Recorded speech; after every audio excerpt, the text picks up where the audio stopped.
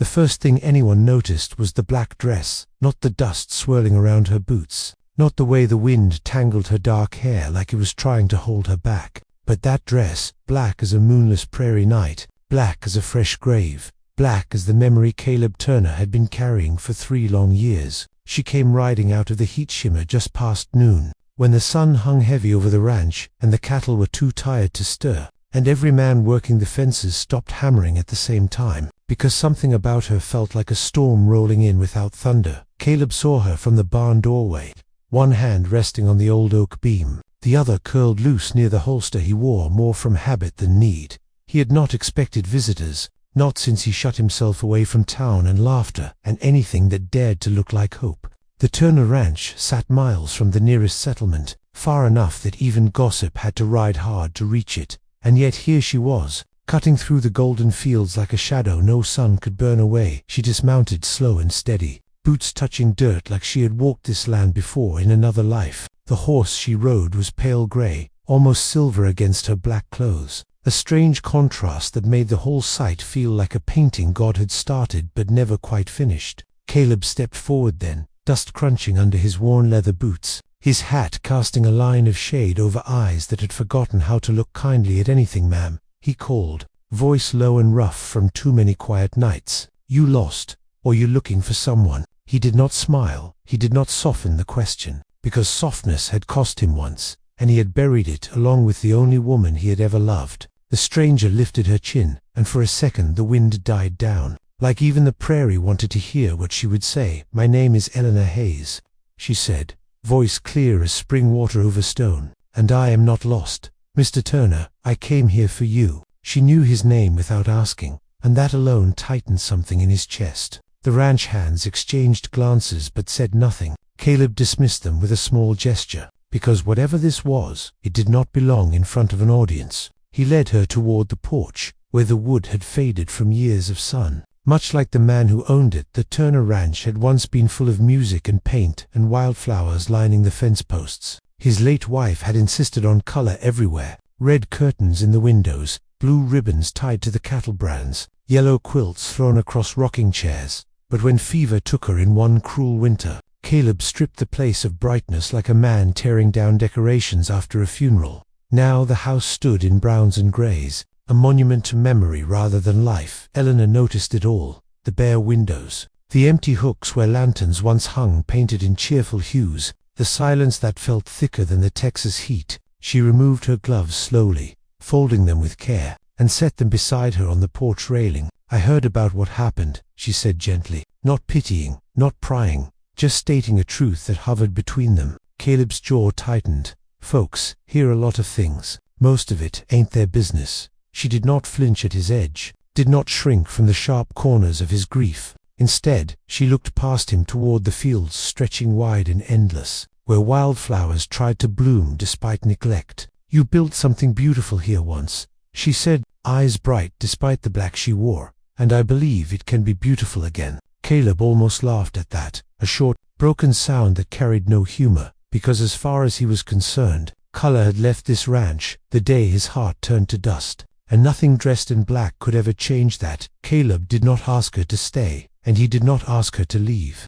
He simply stood there on the porch with the sun burning his shoulders and the past pressing hard against his ribs. Eleanor met his silence with patience instead of fear. "I ain't here to stir trouble," she said, voice steady as a fence post set deep in dry earth. "I came because this ranch once saved my family, and I reckon it's my turn to return the favor." The words settled between them like dust after a long ride. Slow and impossible to ignore, he studied her closer then, noticing the faint wear on her boots, the calluses on her fingers that spoke of work, not vanity. This was no wandering socialite chasing romance across the prairie. This was a woman who had known hardship and made peace with it. "My wife helped folks," Caleb said at last, the name unspoken but heavy. "She gave more than we had most times." Eleanor nodded. "She gave my mother medicine when no one else would. She sent blankets the winter our barn burned down. I was just a girl, but I never forgot the red scarf she tied round my neck and said,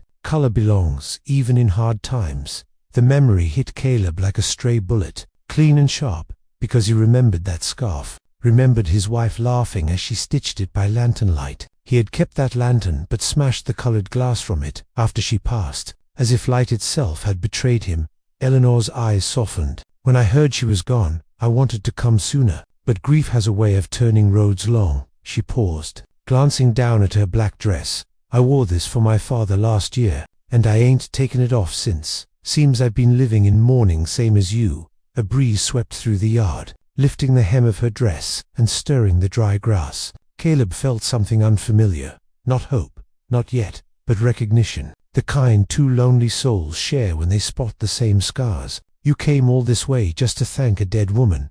He asked, voice low. Eleanor shook her head slow. No, I came because she believed this place stood for kindness, and I heard rumors you were selling it off piece by piece, turning it grey like the rest of your days. The accusation was soft but true, and Caleb did not deny it that evening. She insisted on helping in the kitchen, though the cupboards held little more than beans, flour, and coffee strong enough to wake the dead. Caleb watched from the doorway as she moved about with quiet determination, sleeves rolled, black fabric dusted with white flour. You cook like you done it before, he muttered. She gave him a sideways glance. A woman learns to keep folks fed if she wants them to keep breathing. There was humor in it, faint but real, and it startled him more than any sharp word could.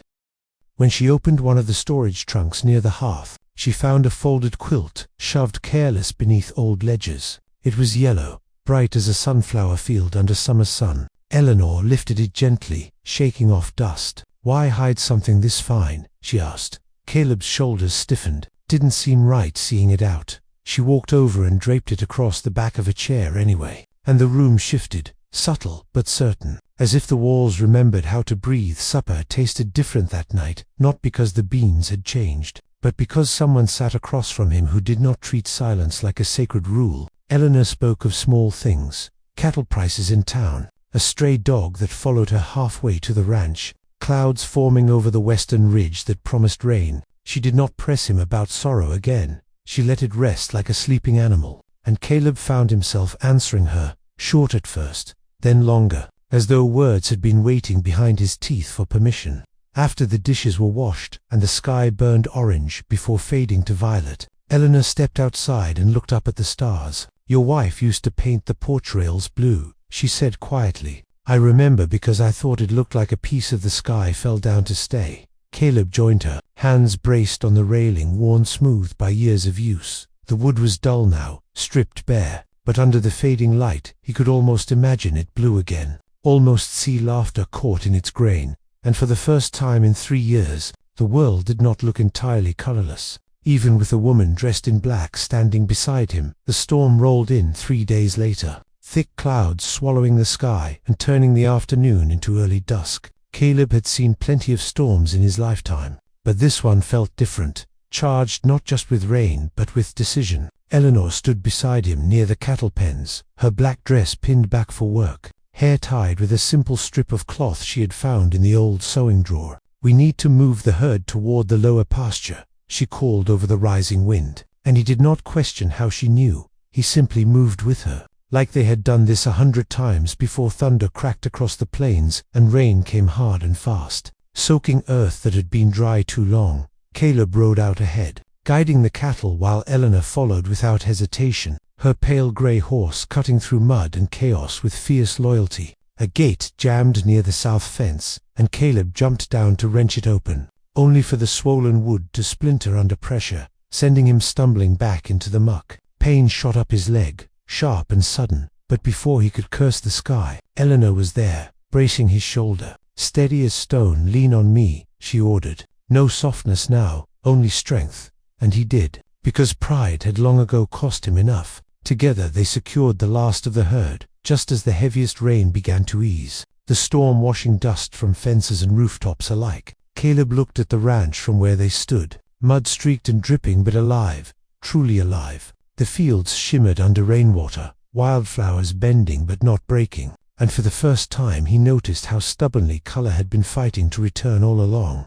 They made their way back to the house, slow and limping, boots squelching with each step, Eleanor's black dress now marked with brown and green, no longer untouched by life. On the porch she paused, glancing at the dull railing beneath her hand. It would not take much paint, she said softly. not pushing, not demanding, just offering the thought like a seed. Caleb followed her gaze, remembering laughter echoing across these boards, remembering promises made under summer stars, and something inside him shifted, not replacing what he had lost, but making space beside it. The next morning broke clear and bright, sunlight pouring over the ranch like forgiveness. Caleb rose earlier than usual and walked into the storage shed, where old tools and forgotten things gathered dust. In the far corner he found a sealed tin, blue paint, untouched since the winter before everything changed. He carried it out to the porch without ceremony, set it down near the steps, and when Eleanor stepped outside with 2 cups of coffee, she stopped short,